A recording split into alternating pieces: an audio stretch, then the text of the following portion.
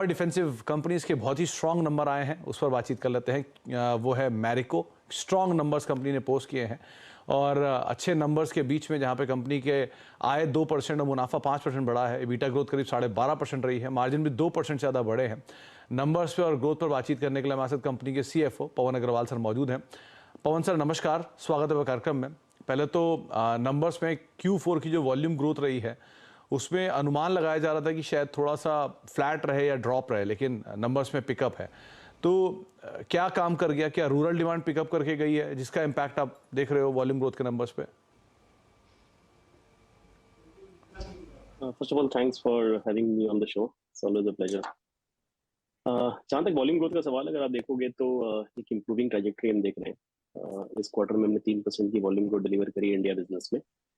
और इसमें ये भी बात ध्यान में रखनी चाहिए कि ये पिछले साल के 5% के बेस पे आई है। तो अगर 2 ईयर CAGR के बेसिस पे देखें तो लगभग 4% के आसपास है, जो कि in the current context is decent performance. what I would say is that going ahead we definitely feel कि ग्रोथ ट्रैजेक्टरी और इम्प्रूव होगी। इनफैक्ट अगर रेवेन्यू ग्रोथ भी देखें तो इस क्वार्टर में पॉजिटिव हुई है और हम ऐसा उम्मीद करते हैं कि आगे जाते हुए अगले साल हम डबल डिजिट रेवेन्यू ग्रोथ भी दे पाएंगे। जहां तक रूरल डिमांड का सवाल है, वहां पर भी हमने एक इम्प्रूविंग ट्रैजेक्टरी देखी है। इनफैक्ट इस क्वार्टर में rural growth was slightly better than the urban growth. So definitely वहां पे एक अपटिक देखने को मिल रहा है और आगे जाते हुए भी एक अच्छे मॉनसून की फोरकास्ट है। तो मैं ऐसा उम्मीद करते हैं कि रूरल की रिकवरी अब और मीनिंगफुल तरीके से निकल के आएगी। तो पवन सर, क्या जो रूरल की डिमांड है वो बेटर साइड पर आई है? क्योंकि पहले कुछ 2 क्वार्टर पहले ही हमने काफी प्रेशर देखा था रूरल डिमांड में। सो अब यहाँ क्या पिकअप वापस आना शुरू हुआ है? सो अगर रूरल क्वार्टर को आप देखो तो पिछले 4-5 क्वार्टर से ऑफकोर्स उसमें उसके डिमांड में स्ट्रेस था, बट एक ट्रैजेक्टरी इंप्रूव हो रही थी। तो पहले जिस तरह से डिक्लाइन हो रही थी, धीरे धीरे वो इंप्रूवमेंट आ रही थी और इस क्वार्टर में ग्रोथ डिलीवर करी। And that is where we are drawing confidence कि going ahead rural should definitely do better. And again हम जैसे कि मैंने कहा कि मॉनसून की फोरकास्ट काफी डिसेंट है। In fact should be better than long 5-6 years average, and therefore we believe that that should definitely aid the consumption on the rural side. तो पवन सर, लास्ट क्वार्टर या लास्ट टू लास्ट क्वार्टर में input cost को लेकर काफ़ी impact था, specially parachute space में। तो अभी वहाँ क्या सिचुएशन है? क्या वहाँ पर अभी भी कंसर्न्स चल रहे हैं? क्या नंबर्स है वहाँ पे? जहाँ तक पैराशूट कोकोनट ऑयल का सवाल है, हमने अप्रोक्सीमेटली 2.5% वॉल्यूम ग्रोथ दी है। सी इसमें इनफैक्ट नाउ जिसका की रॉ मटेरियल है विच इज कोपरा, उसमें हमने स्लाइटली इन्फ्लेशनरी ट्रेंड देखा है। अभी तक लास्ट वीक में डिफ्लेशन देखा था, जिसकी वजह से हमने प्राइस कट भी लिए थे। और चूंकि वॉल्यूम ग्रोथ जबकि पॉजिटिव थी, revenue growth was slightly behind the volume growth. But अब हमने थोड़ा इन्फ्लेशन देखा है इसमें। लास्ट 1 मंथ में अप्रोक्सीमेटली 10% प्लस का उछाल आया है और टिपिकली इन्फ्लेशनरी पीरियड में पैराशूट और बेहतर करता है। So going ahead we definitely believe that Parachute की ग्रोथ ट्रेजेक्टरी और इंप्रूव होगी, बिकॉज इन्फ्लेशनरी पीरियड में हमारे मार्केट शेयर भी इंप्रूव होते हैं, because local players because of working capital requirement they vacate the market और उन सबका गेन्स पैराशूट को आता है। So it's a positive thing for us and we are looking forward that Parachute should only improve from here.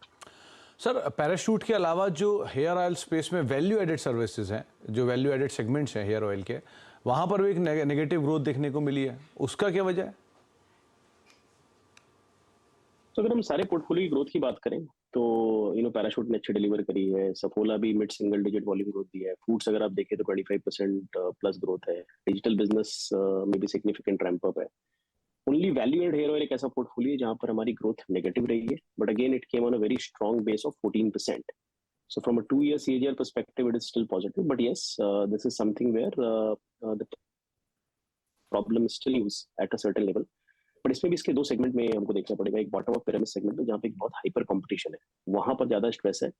अगर मैं bottom of pyramid segment को निकाल दूं तो मिड और प्रीमियम सेगमेंट की अगर बात करें तो वहां पे हमने ग्रोथ डिलीवर करी है। इनफैक्ट वहां हमने मार्केट शेयर भी गेन किया।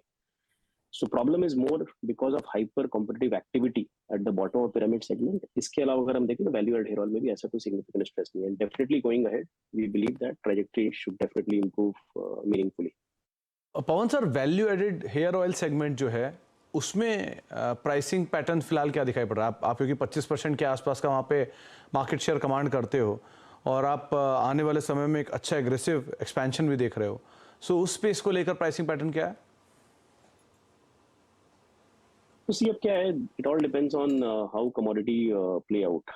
सी जियोपॉलिटिकल कंडीशंस कैसे प्ले आउट होंगी, उसका एक इम्पैक्ट क्रूड पे होगा, क्रूड के डेरिवेटिव्स पे होगा।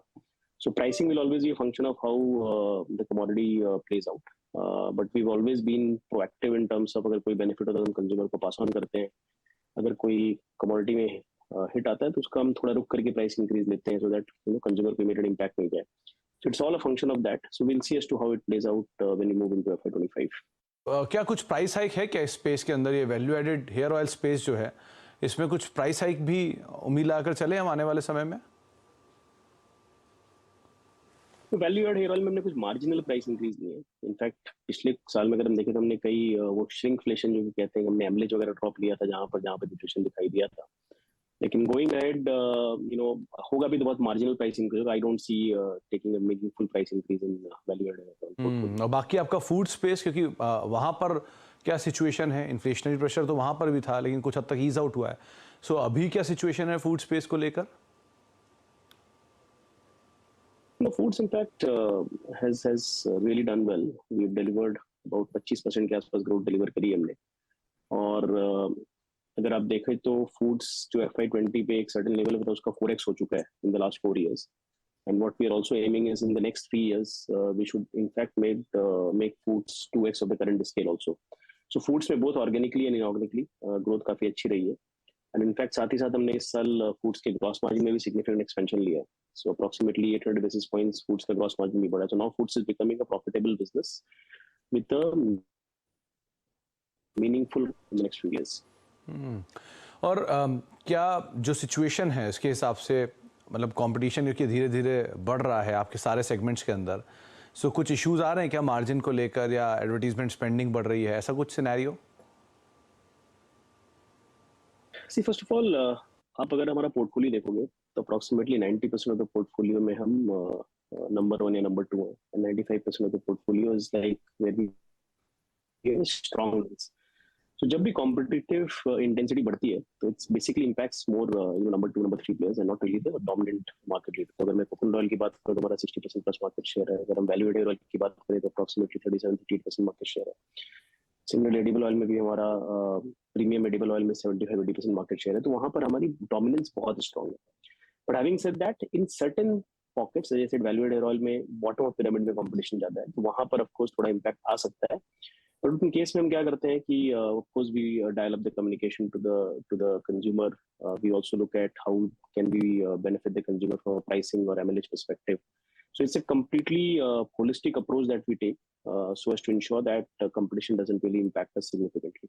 जैसा कि मैंने कहा, चूंकि हमारी डोमिनेंस बहुत स्ट्रांग है सारी कैटेगरीज में, सो कंपटीशन का कोई मेजर इम्पैक्ट नहीं आता है। चलिए, बहुत बहुत शुक्रिया पवन सर हमारे साथ मौजूद रहने के लिए और नंबर से बातचीत करने के लिए। और एक बार फिर से बहुत बहुत शुभकामनाएं। बढ़िया नंबर्स आपने पोस्ट किया है, उस नंबर्स का रिएक्शन ही मार्केट दे रहा है। 10% ऊपर मैरिको का स्टॉक सोफार कामकाज करता हुआ दिखाई पड़ रहा है। शिल्पा मैम, मैरिको 10% की तेजी, एक बहुत समय बाद में इस तरह की तेजी आई है, कैसे रीड कर रहे हो आप इसे? जी, अनडाउटेडली यहाँ पे बहुत स्ट्रॉन्ग रैली है। यहाँ पे 640 के लिए इवेंचुअली स्टॉक मूव कर रहा है। बट यहाँ पे फ्रेश किसी को हम लोग पोजीशंस के लिए आज नहीं बोल सकते। जिसने कल से लिया है then that they are gaining very nicely. अभी के लिए थोड़ा वेट करना पड़ेगा। 600 के ऊपर सस्टेन करेगा तो आप यहाँ पे 640 के लिए जाएंगे। अदरवाइज थोड़ा हम डिप मिले towards 580 570 then probably again new buy. तो अभी के लिए तो आप थोड़ा डिप मिले तो आप इसका इस्तेमाल करें, लेकिन हाँ ये बात सही है कि आज जोरदार तेजी में मैरिको का स्टॉक कामकाज कर रहा है। पूरा एफएमसीजी तेजी में, उसमें उसका टेलविंड भी यहाँ पे मैरिको को मिल गया है। एक ब्रेक का वक्त है, लेकिन जाने